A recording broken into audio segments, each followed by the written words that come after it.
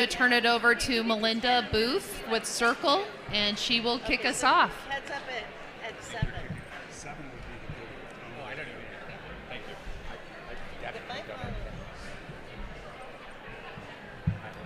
I'd rather have fun. Thank you so much, Jennifer. I really appreciate that introduction. And my name's Melinda Booth. I'm the executive director at Circle, the South Yuba River Citizens League. We work in the Yuba River watershed, and our headquarters are just around the corner over in Nevada City. And I know you all can hear me. Take your breaks, eat your cookies, and come on back. No one's going to mind if you walk up while we're all talking. I know we all have a lot to make sure happens today. What I think we've heard this morning, and we probably came in here realizing, but what we've really heard that there is a clear need to increase the pace. There is a clear need to increase the scale. We need to be working at a landscape scale. And for success at a landscape scale, there's a lot of different factors that need to align. We need the right people in the room. We need the right tools. We need the right prioritization. But if you have all of those things, are you magically ready to get going? No, you're going to need something else, and it's called money. And if you have money but you don't have the other things, you're not going to be successful either. So we need our cake, and we need to eat it too. But we're going to talk about money in this next section because it's really expensive to do any type of treatment from planning to implementation. And it's even more expensive if you're trying to treat at a landscape scale, which is what we're really trying to address here, and especially in overstocked forests with backlog maintenance, which many of our Sierra forests are. And so it takes a lot of resources. And now you're also working across state, across federal, and across private lands. So you have even more coordination, and that takes time and that takes money. All of those things have to come together. So this panel really begins to address current and future funding opportunities and funding strategies with state and federal investments to address forest health and community resilience. So I know you've all been wanting to hear, how do we get the money? Well, here we're going to start to dive into that. We have 4 esteemed panelists that we're really honored to have with us today. I'm going to go ahead and run through the bios of all of our panelists, and we'll just move seamlessly through the rest of the presentation from panelist to panelist. So first up, we're going to hear from Jonathan Kusel. He's the founder and executive director at the Sierra Institute. And Dr. Kusel has been working to help rural communities thrive by bringing people and their ideas together to improve socioeconomic conditions and natural resource management. He founded Sierra Institute for Community and Environment in 1993, and he directs the organization today. That's pretty impressive longevity, sir. Next, we'll hear from Angela Avery, Executive Officer with the Sierra Nevada Conservancy. For more than 20 years, just a moment. After Dr. Kusel, we're going to be hearing from Sherry Hazelhurst, State and Private Forestry Director with the United States Forest Service. And Sherry currently serves the U.S. Forest Service Pacific Southwest region as Director of State and Private Forestry. And she's the Forest Service lead point of contact for the task force. She and her team work in partnership across all lands to sustain and restore healthy, productive, and resilient rural and urban forests.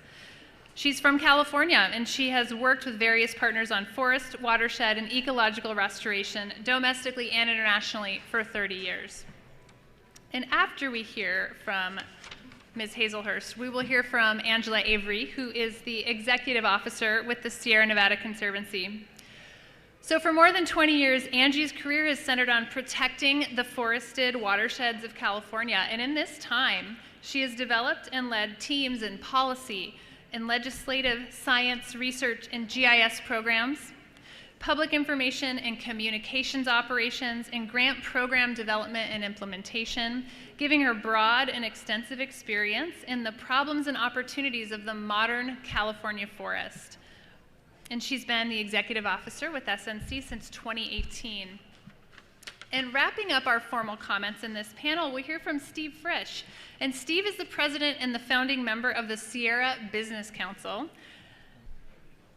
which over the last 20 years has leveraged more than $100 million of investments in the Sierra Nevada and its communities through community and public and private partnerships. He also serves on the boards of the California Stewardship Network, the Large Landscape Practitioners Network, the National Geographic Geotourism Council, Capital Public Radio, and Leadership for Jobs in a New Economy. So with all of that expertise on this panel, I think you can expect to hear some really incredible insights, and we'll have an opportunity to do some Q&A between the executive committee and each other. So thank you so much. Without further ado, Jonathan.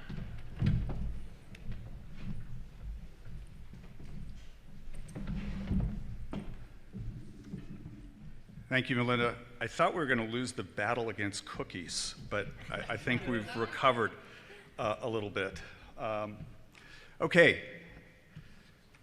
And also recognizing the order, that was a last-minute change when we switched, so that's why we had them in a different order than what we're presenting. It's a pleasure to be here with all of you. It's especially a pleasure to be seeing all of you in person. Many of you I haven't seen for at least a couple of years, so thank you for that. My remarks today are drawn from 30 years of community and landscape-focused work, and more recently from working with collaboratives across California and beyond, advancing a wood utilization campus.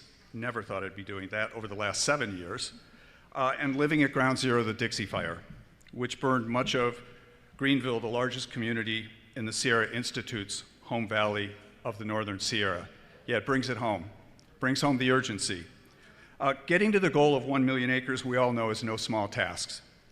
The work has started, but we are not there yet. I have 4 themes I want to share today as critical pathways to treating 1 million acres annually. I'm going to share them up front. Landscape grants, or block grants, are needed for collaboratives. The last group is a great example of when you have money, you can do stuff. 2, we need capacity building support to address inequities elsewhere. We need investment in wood utilization infrastructure to succeed. I was pleased to hear that mentioned in the last panel. And 4, long-term success ultimately requires building a circular or regenerative economy, a community scale economy. I think virtually everyone here knows we're in a crisis. It's a climate crisis, it's a drought crisis, it's a catastrophic wildfire crisis, and it is also an investment crisis. By this I mean the form, duration, and manner of investment. Yes, there's a lot of money going out, but we need to look at that hard. And how we respond to these crises will in large measure determine the fate and integrity of California forests and watersheds. In 2013, Sierra Institute hosted 2 collaborative forest restoration groups, the CFLRs. Within months, the 3rd CFLR joined the group. The purpose was to share lessons learned and to jointly address agency and other barriers. In time, other collaborative groups joined. Today, there are close to 20 collaboratives regularly participating in this group, 30 agencies and groups, and a half dozen tribes that participate in scale meetings. Thanks to Patrick, to Jennifer, Kaylee Bright, Angie, and others for their regular participation and assistance in the scale effort. Much appreciation. Recently, the group completed, and that doesn't show up on this, but that's okay, a blueprint for implementing landscape restoration and community resiliencies. I want to share several key recommendations from this report. First, collaboratives need block grants. I think the last panel again underscored the importance of that very issue. And these are landscape grants to succeed. And block grants are needed by mature collaboratives to complete restoration work at the scale we need it. That's important. And by mature collaboratives, I mean those that have been successful working together and completing projects. They have a wealth of local knowledge, they bring diverse interests together, and they work to achieve science-based decisions. Completing 3,000 to 5,000 acres is good, but we need to go bigger, and collaboratives need block grants to go bigger, to get to the needed scale, or we're simply not going to get there. The Dixie Fire brings home that point so loudly and clearly. The support that state and federal agencies are providing these days really is exceptional, but it's episodic and it's inconsistent. Again, it's not a criticism, it's an identification of the way the money is coming in and the way we need to rethink it. Groups now spend an enormous amount of time writing proposals, writing grants. And this is time that's not spent working on on-the-ground projects and getting to needed landscape scale work. An example, Sierra Institute is coordinating a 25-group effort focused on what's called the South Lassen Watershed Group. It's a 1 million acre landscape that starts at the top of Mount Lassen. It includes a number of anadromous streams, some of the last in the state of California, Forest Service land, Park Service land, private land owners throughout. When I looked around in June and July this year, most of my staff were heads down cranking on grants. It's okay at one level, but it is not okay at another level. We need to be doing work on the ground while we have the grants to support the work that needs to be done. That's time, again, that's not working on projects. And don't get me wrong, I am not saying proposal writing, grant development isn't important. I'm saying how much we do of it is to the point where it is becoming less productive, and we need to rethink that balance. And as you look at this map of groups, you'll notice that there are areas where no collaboratives are represented. I know we don't have all the collaboratives represented here, but the issue is, what do we do in places where we don't have mature collaboratives, or any collaboratives for that matter? Second point, we need to build capacity. We do this by supporting groups coming together, supporting professional staff, and we need to do this over multiple years. 4 years ago, the Sierra Institute completed a study of $92 million that the state of California invested from 2000 to 2014 in community-based watershed grants. Investment in watershed coordinators leveraged, and we learned this from the study, 7 times the amount of money that was invested in those watershed coordinators. That's an example of capacity building. Coordinators build capacity, they launch groups, and some of these groups continue to this day. My third point, I mentioned, I'm in the business of a wood utilization campus. Again, something I never, ever envisioned that I, as a social scientist, would be involved in. We have to invest, and it was mentioned in the last panel, wood utilization infrastructure, because landscape restoration will not succeed without it. Okay, I recognize that fire is an absolutely essential component, not part of my short conversation today or short talk today, but I recognize the importance of reintroducing cultural fire, cultural burning on the landscape. But I want to talk about wood utilization. This slide highlights Sierra Institute's activities on our wood utilization campus. We built a sawmill, that leftmost slide. That's now milling burned timber from the Dixie Fire. You can see on the fourth slide from the left, that's firewood that's being from burned timber, the Dixie Fire. So we're putting it to use. We also have mass timber structures there, the middle two, or the two from the left, the slides there. Those are mass timber structures. If you want to learn more about mass timber, come back to the Sierra Institute table later. But why is it important?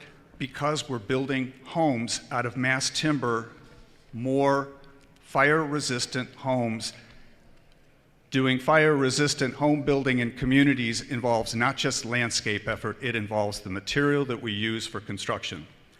Back to the sawmill, we've partnered with a local independent logger to build a sawmill and a firewood business, as I mentioned, and it's a fabulous partnership because they know what they're doing with the sawmill and have been learning all along, and they're educating us about that. Thanks to the Sierra Nevada Conservancy for the support that enabled us to do that.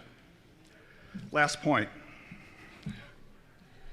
This is an image of restoration, and what you see is the investment in capital at the top, of which we've talked about a bunch today in terms of lots of money coming in for investment in forest restoration, watershed restoration, and the variety of projects, the many projects that Patrick and others have mentioned that are now funded.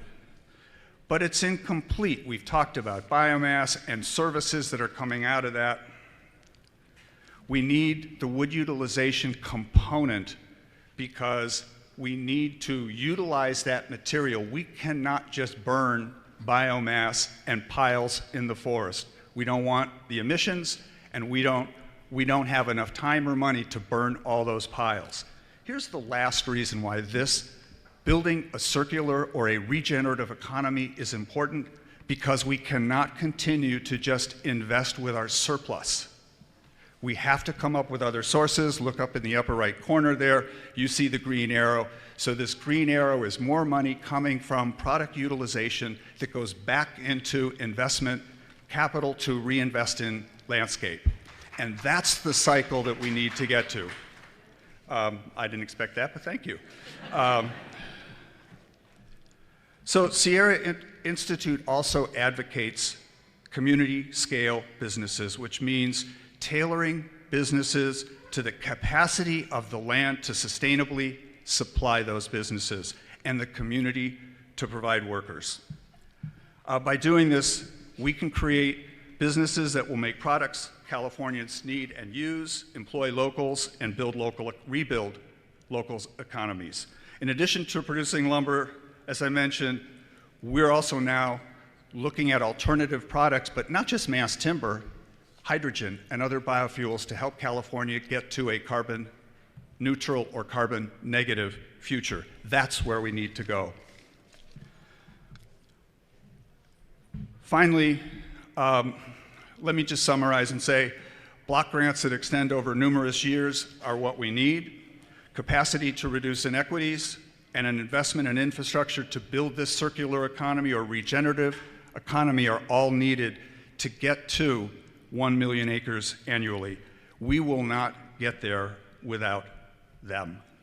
We have much work to do, and the Sierra Institute and our many partners look forward to continued work with the task force to help us all succeed.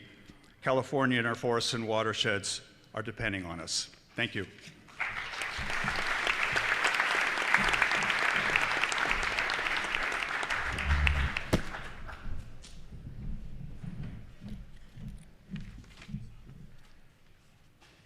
Okay, good afternoon, everyone.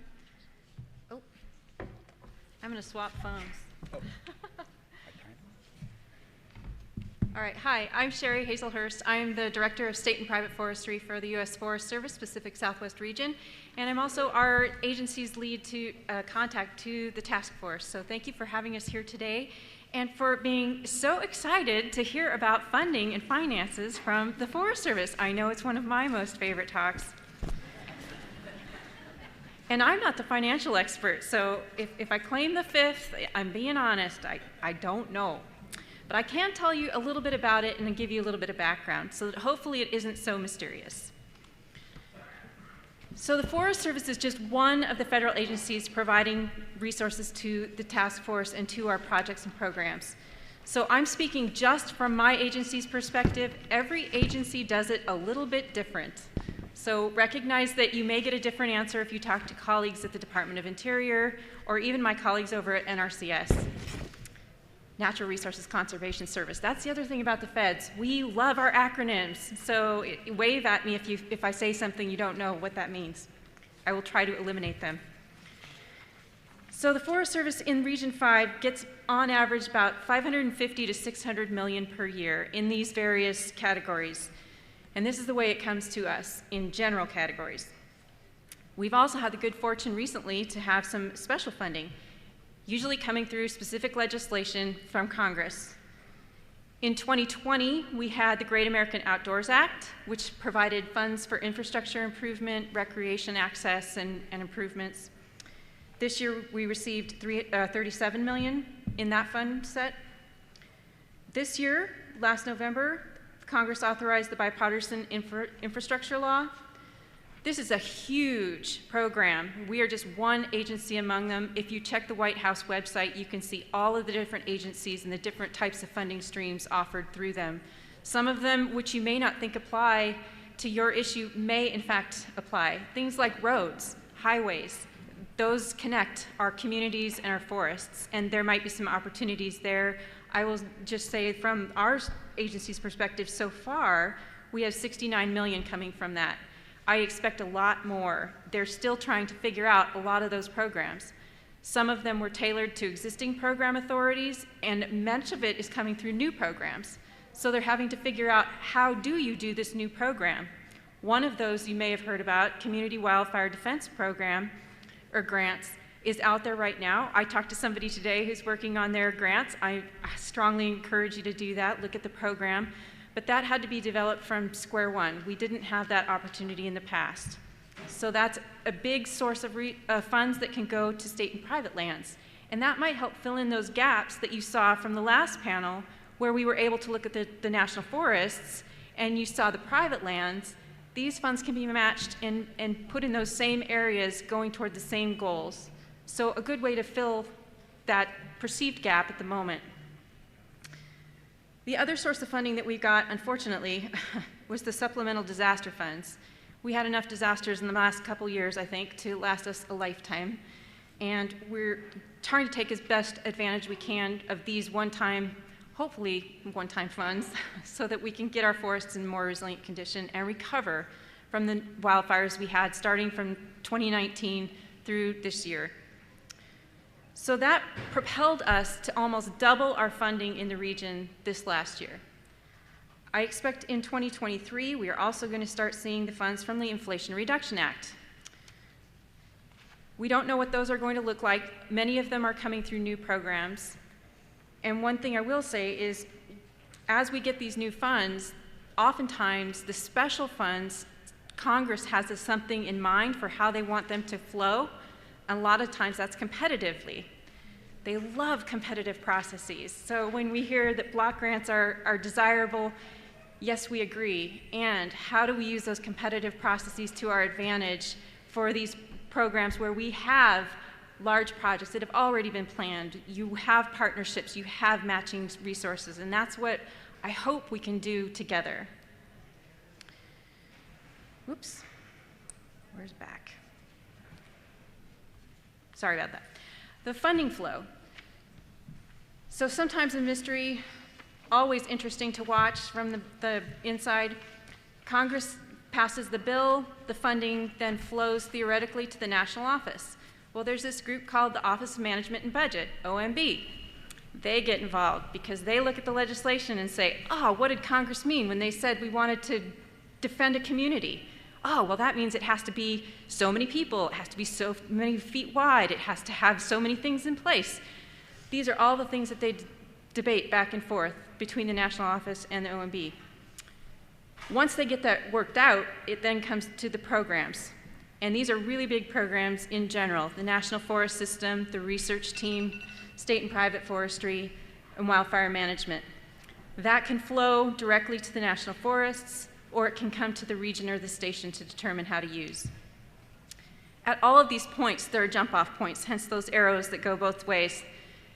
Sometimes we have some special authorities that allow it to go from one place to another rather simply, and they can just take that leap. So talking about opportunities, what do we have out there? Once we have the program, that gives us the authorities, and that can tell us how we can do allocations, what kind of instruments we can use, and how we can work with our collaborative groups to make it happen. So as an example, the ones I've given you an example here. You heard earlier, CFLR, Collaborative Forest Landscape Restoration Program. That's one of the ways we can work at large scale over the long term. These funds can be used for 10 years. It's a competitive program, originally authorized back in 2009, and has been subsequently reauthorized. And there's periodic on-ramps to the program. One of those on-ramps is right now. So we're in the process of proposing some new CFLR landscapes to the 3 that we already have in California, and hopefully we'll be successful with those, and we can work across the landscape for a longer period of time. So that's one of the ways we can be strategic around using competitive processes. We can think about how we administer those funds. Working with our partners, hopefully up front, we will have decided, yes, this partner can bring people, this partner can bring equipment, this partner can bring all kinds of materials that we may need to construct or to do the project. And then we can choose, is that best distributed through a grant, agreement, or contract? Is it short term so that we can get it started and then add funding as we go? Because usually with our appropriations, we get that for 1 year and then we add funding as it goes. So hopefully that's a simplified simplified explanation of how our process works, at least on the Forest Service side, and to some extent generally on the federal side. And I will pass it to Angie Avery.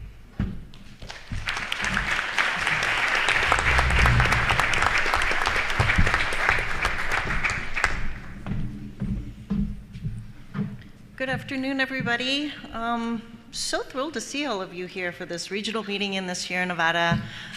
Deeply appreciate all of the support that we have from all of you, and so happy to host the steering committee here, so had to do that. Shout out for the Sierra Nevada there. So my name's Angie Avery. I'm the Executive Officer of the Sierra Nevada Conservancy. If you work in forest health in the Sierra Nevada, you probably know who we are. So I'm not going to go into the details, and if you don't know who we are, I'm going to encourage you to go take a look at our website. Our comms team does an amazing job of telling the story of who we are and how we work with our partners. What I'm going to do instead is talk a little bit about how we work with our partners, because it's an important element of the Landscape Investment Strategy pilot program that our board just approved earlier this month. And so what SNC is really good at, you see it in the way that we're organized, you see it in the way that our staff is deployed, you see it in response from the programs that we develop. And I should be flipping through slides here, but I have no idea. There we go. You see it in the response that we develop in terms of the programs that we implement when we are thinking about how best to support the region that we serve. So we play this bridge role. We listen, we have people, we have staff deployed throughout the region. We try and really do a good job of participating in the collaboratives, actively engaging in the collaboratives that Jonathan mentioned, in each of the projects that were highlighted in the panel prior to this one. It's critically important, being able to hear what the needs are and respond to the needs are, what those needs are, is how we work. And it's something that I'm really proud of, and I think the rest of our staff is really proud of as well.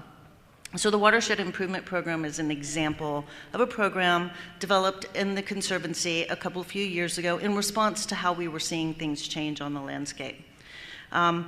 We started the WIP program as a holistic approach to forest health and forest resilience.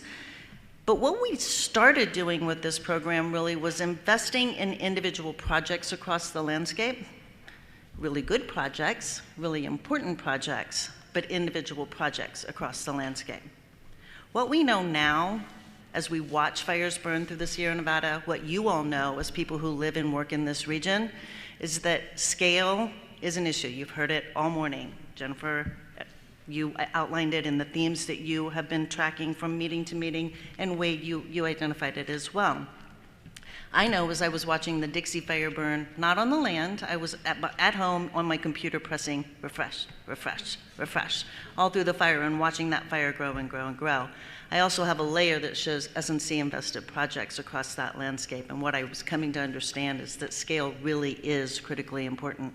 So how do we get to scale? We've talked about we need investment, we need funding. One of the things I hear when I'm out in the region regularly is we have to have long-term sustained investment. But what we see when we look at the funding world, and there's a massive increase in the amount of funding that's available to us all, and it's fantastic, and none of us should be complaining, except we need a better way to use that funding. We need to be able to be working at a very different scale with the funding that's available, and each pot of funding, as Sherry was talking about, has really different requirements. There are really different elements associated with each of the types and kinds of funding, both at the state and the federal level. So how do we overcome that obstacle? What does a process look like that answers the question, how are you prioritizing? I'm talking about how you're investing funding, not just how you're prioritizing projects on the ground. But how are you prioritizing? What are you looking at? How are you working with partners? Can you break silos with investment that's available to you? We think we have an answer, or at least we want to try to figure out whether or not we have an answer. And so, pushing another button here. What we're presenting today, and I would highly encourage you at the end of this week to go to our website. There's our news section, it's called the Sierra Spotlight. It will have a link to the Landscape Investment Strategy. But what we are thinking that is critically important to those of you who are working in these really important collaboratives on these really high priority landscapes is, can we change the game, the funding game, within the context of the game. Is that possible? Can you really, truly pool a variety of pots of state funding that have different requirements and timelines and objectives and various other things? Can you use that state investment to leverage federal investment in a clear, transparent process that actually utilizes some of the tools that Patrick Wright and the science team presented this morning that say, you're a local entity, you've got your priorities, you're working the way that you work, but is there a way to pull this funding to get to that larger scale investment with some assistance from a state agency who wants to help you do what you do, but tell the story that helps meet the state goals? So what we've done is we've drafted a pilot program that we're wanting to test. It's called the Landscape Investment Strategy Pilot Program. Our board approved it. We're ready to roll it out, sort of. We've got some questions to answer. But we want to change this game. We want to better understand how funding can be utilized in a different way because of the scale question, because of the long-term sustained funding question, because of the administrative questions that Jonathan answered. We want to pool together funding so that those of you who are working on the ground are not spending all of your time applying for this grant or that grant, but maybe you come and talk to us and we help you access a much larger pot of money and get that money on the ground over a longer period of time. Can it be done? We want to know the answer, and we want to help those of you who also want to know the answer. So, Landscape Investment Strategy, like I said, we really are trying to do something a little bit different. We're trying to link a variety of priorities. We're trying to do work a little bit differently. We've got commitment right now from CAL FIRE for $10 million to help support an initial landscape investment grant. We are deep in conversations, and it's looking really positive that we will have potential WCB money to pool with the CAL FIRE investment so that we could potentially be talking about a significant amount of state investment. Our team is ready to help to work with partners who are here at the table, partners from RFFC, to leverage capacity investment and some of those needs that Jonathan outlined here a little while ago. We're ready to do the whole thing and try and do it a little bit differently. That's our goal, that's my commitment, that's our team's commitment, and it's the way that we think we need to move forward. Of course, 10 or 15 or $20 million is not enough, but if we can daylight the issues and the obstacles related to administrative and process hurdles, then maybe we tell a better story that brings additional investment that helps us get to the scale that we know we need to be working at, that supports all of the collaboratives that are working across our region. So I'm quite sure I went over my time. So that's where we are. That's what we're hoping to do with the Landscape Investment Strategy. And Sierra Spotlight, go check out our website because there will be more detail on what that actually looks like later this week. Thanks, everyone.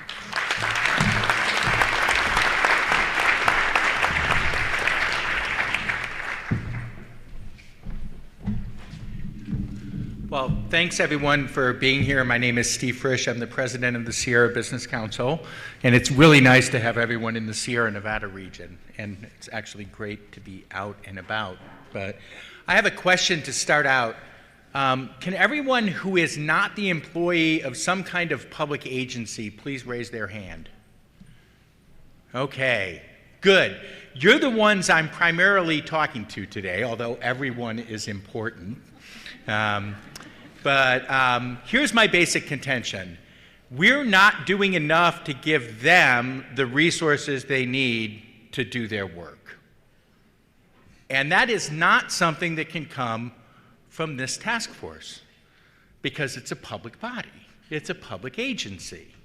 And the people who need to be out there on the hustings explaining to people why we need to increase investment for forest management, wildfire mitigation, and natural resource restoration is us.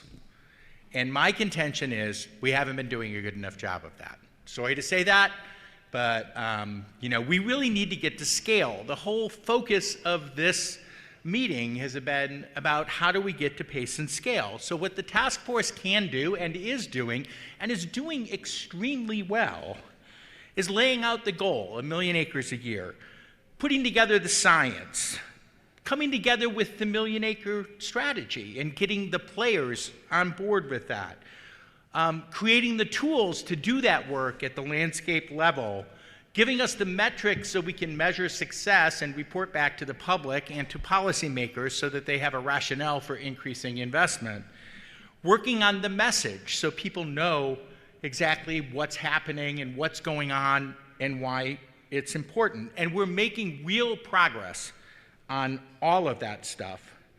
And we have a lot of barriers that we need to overcome. I think Jonathan did a great job, and other people today have done a great job identifying those barriers. We have barriers with capacity, both at the state agency and the federal agency level, not enough people processing NEPA documents, not enough people working on grant management, not enough people working on delivering, overseeing the delivery of program on the ground.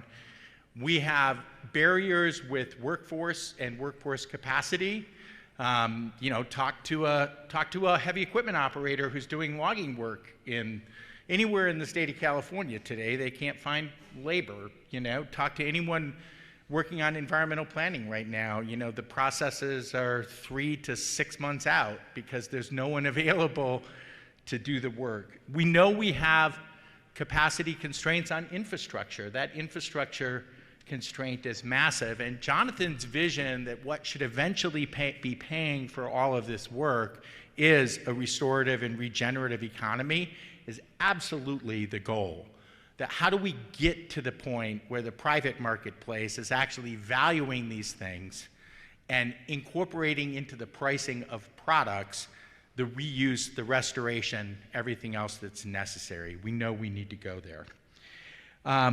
But with all due respect, what we did over the last 2 years is invest $1.3 billion over 2 years in forest management, and we treated maybe 250,000 acres of land, if we're lucky. Let's just do the simple math on that. 1 million acres is going to cost us $3 to $5 billion a year.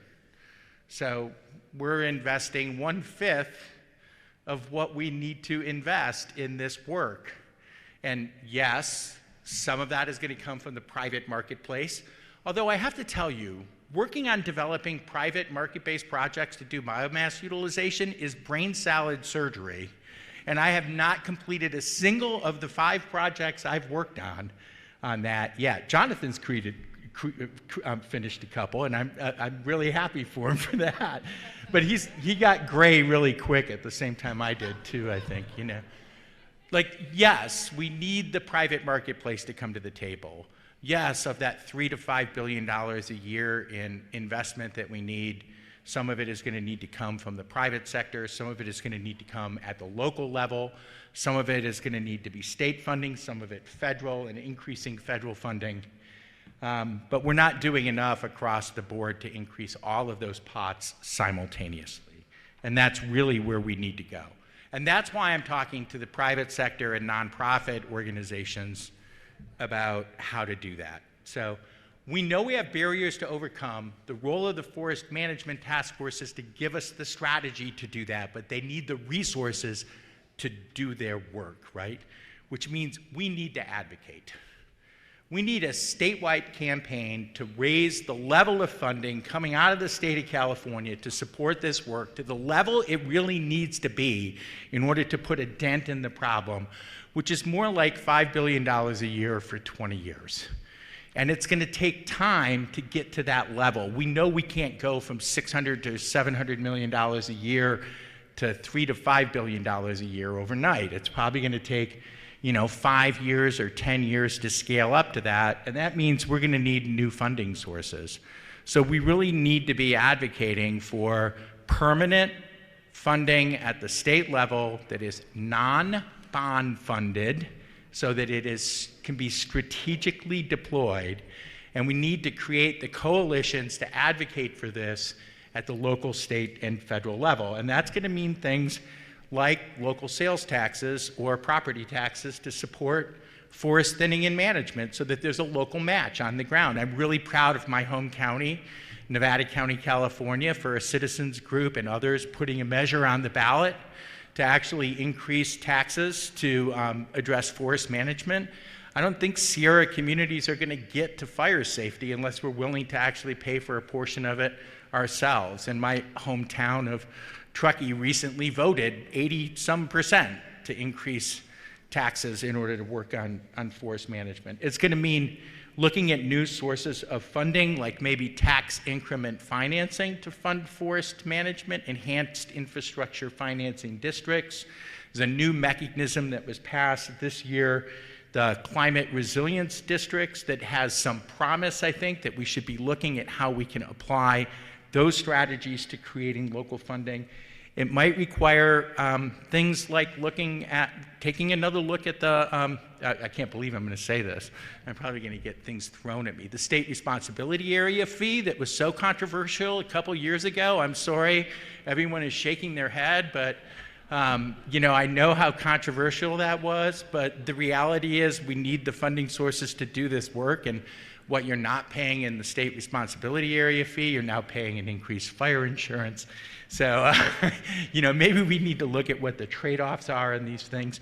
I can't believe that California never implemented an oil and gas extraction fee like many other Western states did, and if we had done that 20 years ago, it would have been a great source of revenue for this and would have fit right into our kind of desire to reduce the production and the use of fossil-based fuels. That opportunity is probably past us. It's almost unbelievable to me that Prop 30 is on the ballot this year and not a higher portion of that funding isn't focused at forest management and wildfire mitigation, but it's going to require us looking at maybe some statewide ballot measures and initiatives in order to create new funding sources. But we're not going to get there without the new funding sources. And that's really the message that everyone needs to hear. The process that Patrick and Angie and others are going through in order to create layered or aligned funding through block grant programs, that is absolutely strategically the right way to go. Like, I am so impressed with the work that the task force has been doing to put the public piece of this in place in order to communicate effectively about why this is working. We know what we need to do, and it's working, and we have examples of it on the ground. What they need now is for us, as the public, to actually work together, to band together, to create the funding sources that are necessary to implement the strategies that they've laid out today. And none of them can say that, so they're not going to get it. That's kind of, I think, why I'm here. So here's what my final message would be. I think over the next couple years, as the task force has developed all of these great tools, you're going to be called on to do more. You're going to be called on to support public policy that will increase investment across the board to overcome these barriers that we've identified. And we need you to step up to do that. And unless we do that, we are not going to get to the 1 million acres a year that we need to get to. We've been incredibly fortunate this year that it's only a 350,000 acre year. But that's not going to last forever. And we've only got about 20 years to do this.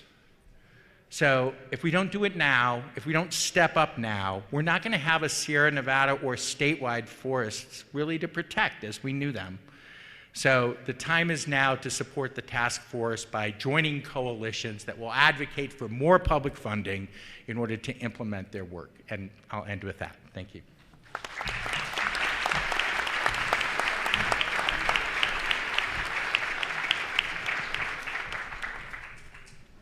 Testing. Great. Thank you, panel, so very much for your comments. I'd love to open it up with a question to you all, and then we'll turn it over down on the floor for some additional questions. So there's a great deal of landscape work that's funded with budget surplus money or one-time funding, and we often hear that organizations, industries, communities need funding assurances over a longer term to make investments in people and equipment, or these themes we've just heard about, right, in order to implement these projects. So how can the task force's efforts support ideas suggested by the panel to overcome these barriers of long-term funding? Or to put it differently, as I think we heard in Angie's presentation, can we change the funding game?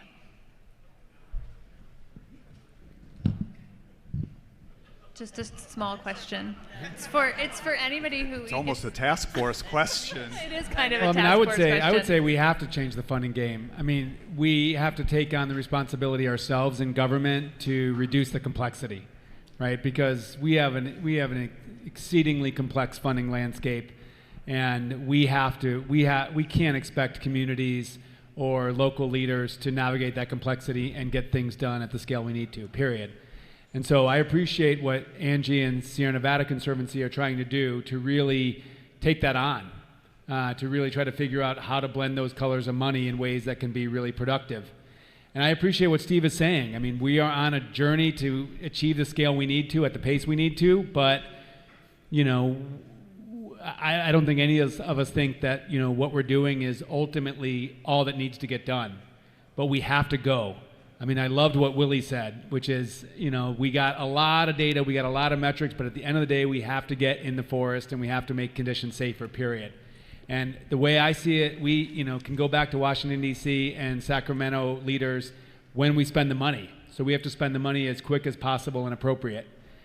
So that's my take. Is it's like it's on us, because we're not gonna get done what we need to with 27 different programs, where, you know, you need 20 years in government to figure it out.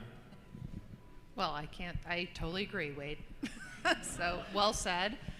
Certainly you saw, Sherry, thank you for trying to break down the Federal Forest Service funding system. You can see that that was the simplified version, so very much appreciate it. But Wade, you're right. We have so many opportunities right now, which is fantastic, but how do you streamline them? How do you cut through some of that and really be able to leverage the resources that we have, at least the state, federal, county, local levels? Absolutely. I think not only pooling our money, but timing of that too. There's things we miss out even on leveraging because we're coming in, we have a grant opportunity 2 weeks after something that ended that we could have leveraged together. So I think there's so many ways that we're able to break through some of that. And then Steve, I appreciate your messages too. One thing that we've really, in the Forest Service, been trying to lean into is conservation financing. You know, really working with nonprofits, private industries that are very interested in participating and being part of the solution for a whole variety of reasons. And so I don't know if you have any thoughts on that too. It's not necessarily the tax level of it, but actually really going to some of the people who have major concerns over water, major concerns about being able to express not only the water agencies, but sometimes our agriculture businesses as well. So any thoughts you have on that, Steve, would be great. Am I taking over here? Melinda, I didn't know if you want, okay. I would love your question. Thanks. I think that private financing question is a really interesting question because, you know, the real question is, what does it take for an investor to have enough confidence in the system that they're going to put private money on the table and wait 10 to 20 years to get their return on investment, right? And I think we have to recognize that many of the products and services that we're trying to develop in order to attract private investment are just not quite ready yet. And it's going to require public investment in priming the pump in order to get there. And we have an inherent natural bias for the market to solve the problem. Well, our market is not solving this problem. It's a market failure, okay? You know, like we don't have a market for 50 million tons of biomass a year in California right now. So unless we recognize the point that the market alone is not going to create the private investment that's necessary, and we're willing to look at that diffusion of technology curve, invest in the beginning in order to get the return on investment at the end, as the public sector, we're not going to get there. Now, there are going to be a lot of things that we can try to do that will bite off little pieces of the problem, and we should be doing all of that. That's all important, right? But the big solutions are going to require public investment to get there. And we have to just bite the bullet and accept that. You know, like it's going to take massive investment in, for example, alternative fuels in order to get them to where they become cheaper than fossil fuels, right? Okay, let's make the investment. So. I was just gonna say, is this working? Can you hear me? Yeah, okay, so, you know, I mean, I think Steve's right? How do we draw in that private investment? We have to bring more coordinated, consolidated, aligned, to use the theme word of the day, public investment to support the work of the many collaboratives that are doing the amazing work that they're doing across just in our region alone, right? And once we do that and we understand that there's you know, woody biomass, and there's infrastructure, and there's people, and there's commitment, and there's public funding, then maybe that helps drive some of the other things. I just wanted to sort of support what Steve is saying and say it's our hope that by sort of combining this public resources, we can drive interest and investment from private. I just want to respond quickly to Angie's question before, can we change the funding game? And there's a couple of parts to that. One part is just the structure of the funding, and that is all the agencies coming together in theory or idealistically and committing, but then it is a totally different issue as they all run their independent grant programs. And then we're all in the trenches writing the grants and doing that sort of thing. Can we change that structure? And the answer is we have. Before, the Northwest Economic Adjustment, there's advantage to gray hair sometimes, and that is knowing about that program where the agencies would all come together and say, I can fund that part, I can fund that part, I can fund that part. And there are programs, I won't go into it, but Tillamook, Oregon, in terms of dealing with teen pregnancies, the agencies all came together and nonprofits and said, let's forget about what our own individual approaches are, let's focus on the problem. And they then started pooling funding, and they jointly tried to work on that. Let me just mention one other thing. We're in a really challenging condition right now in that, thank you legislature for all the commitment of money, but it's surplus money. Are we going to continue to have surplus dollars? We aren't. We're going to continue to have catastrophic wildfire. We're going to continue to have all the challenges that we have, but we are not going to continue to have surplus funding. So back to the point that Steve raised and others, and that is we have to have dedicated funding. And we can't wait for beneficiaries to pay, which does not mean we should stop doing that either. We need to work on these different avenues to get there. We need to integrate structurally how we pull funding together so groups can get to the work of pace and scale. Well, and not only do we have to have dedicated funding, we already know from so far this year the personal income tax receipts in California being down 10%, okay, that in essence, we're going to face a challenge next year to protect. I'm already hearing advocates say we have to protect what we got. Well, what we got wasn't enough, and we're struggling to protect like this little tiny sliver of the pie that isn't actually doing the job, right? So like what part of insanity do we not get? That is not going to be an effective long-term strategy, right? So we have to come up with a new game, you know? And unless we come up with a new game, we're not going to get to 1 million acres a year. And block granting is a big part of that, you know? Thank you. I'd like to open it up to executive committee if there's another question down here. Yes. Okay, really, I have like 4 questions, but I'll start with first, yes to everything. From a county perspective, a shift in mindset that wildfire and forest resilience funding is an essential part of our state's safety net, just like health and human services at some point. I mean, from a county perspective, that's how I would see it. But question for the Forest Service, Jen, and Sherry too, I suppose. But how this incredible one-time investment through BIL and IRA, is there any way, okay, great, Congress likes competitive grants, but how can we work, how can we advocate to have this one-time investment really jumpstart what this panel is talking about? And then a question for Wade, how do we get departments and agencies outside your department to participate in this? Well, thanks, Stacy, because it's just this kind of conversation right now that's actually jump-starting a lot of conversation in DC around this. Being able to recognize that one agency, one government, one part of government can't do this. We're not going to be able to do it. So I certainly move forward in advocating everything I'm learning here, being a part of, talking, with my leadership, with the department leadership, and they're seeing that.